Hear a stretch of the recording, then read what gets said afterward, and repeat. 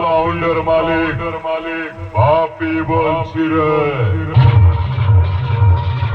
আমার সাথে কম্পিটিশন করে জিততে পারিস না বলে এখানে ওখানে আমার নামে বাজে বাজে কথা বলে বেড়াও।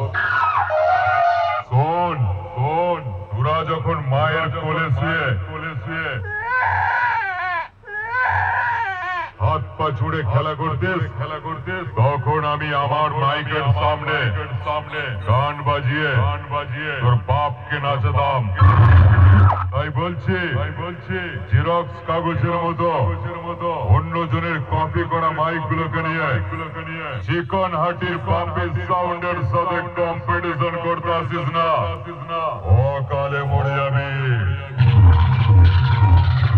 আর বেশি বাড়াবাড়ি করলো না তোকে এমন বেশ মারবো মুড়ির টিনের মতো গুড়িয়ে দিয়ে চলে যাবো নদিয়ার টিন ভাঙা লোহা ভাঙার কাছে তোর সেটটা বিক্রি করে পাপড় খেতে হবে, মনে রাখে।